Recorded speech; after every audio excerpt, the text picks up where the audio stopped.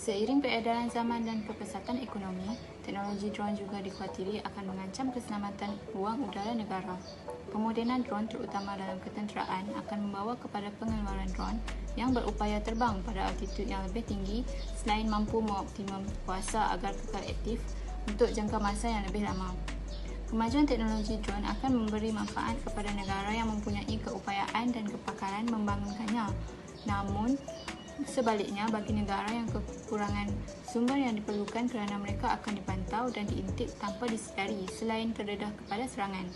Apabila sesebuah negara kurang kedaulatan terhadap ruang udaranya, maka masalah keselamatan akan timbul kerana dalam keadaan tertentu, drone boleh dilengkapi dengan senjata. Di atasnya boleh menyamai senjata seperti senjata api. Sebagai contoh, dunia pernah digemparkan dengan pembunuhan Jeneral Iran Qasem Soleimani melalui tembakan dari udara menggunakan teknik drone. Oleh sebab itu, serangan berkaitan drone boleh dicegah jika sesebuah negara itu mempunyai kawalan penuh terhadap keselamatan ruang udaranya dan mempunyai peraturan ketat untuk penggunaan drone komersial. Dalam sudut pandangan yang lain, saya berpendapat bahawa penggunaan drone untuk tujuan keganasan adalah tidak berperi kemanusiaan serta menunjukkan bahawa seseorang atau kelompok itu tidak rasional dan bertanggungjawab.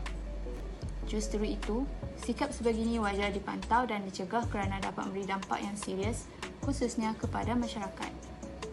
Persediaan Malaysia dalam menggunakan drone bagi melawan keganasan. Malaysia bakal menerima 12 unit drone Scan Eagle dari Amerika Syarikat dalam meningkatkan keupayaan risikan, pengawasan dan peninjauan dalam mengawasi lautan strategiknya yang luas di Selat Melaka, Laut Cina Selatan dan Laut Sulu. 6 daripadanya telah diterima pada tahun lalu.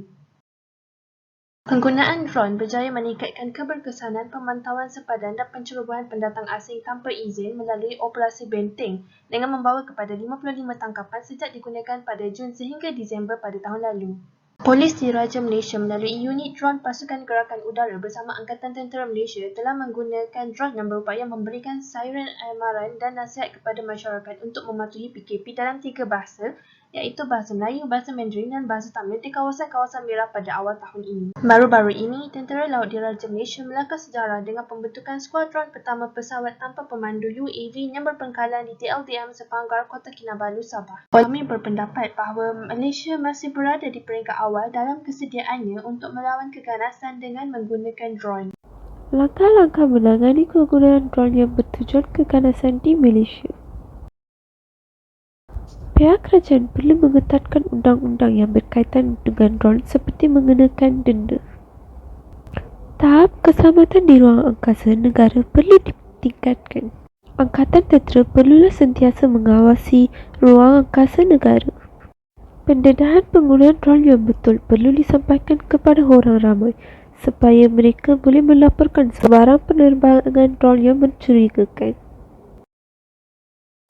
Angkatan Tentera di negara kita perlu menggunakan teknologi yang maju seperti drone untuk mengawasi keselamatan ruang angkasa di negara kita. Kerajaan perlu membuat rundingan atau perjanjian bersama negara-negara jiran bagi mengelakkan penerbangan drone tanpa izin di ruang angkasa negara kita. Kesan daripada penyalahgunaan drone.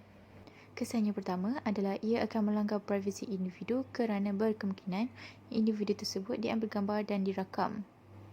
Seterusnya, kesan daripada penyalahgunaan drone juga akan menyebabkan berlakunya gangguan di dalam lalu lintas udara dan menyebabkan risiko untuk berlaku kemalangan sama ada bersama dengan pesawat penumpang, pesawat kargo, jet persendirian maupun helikopter.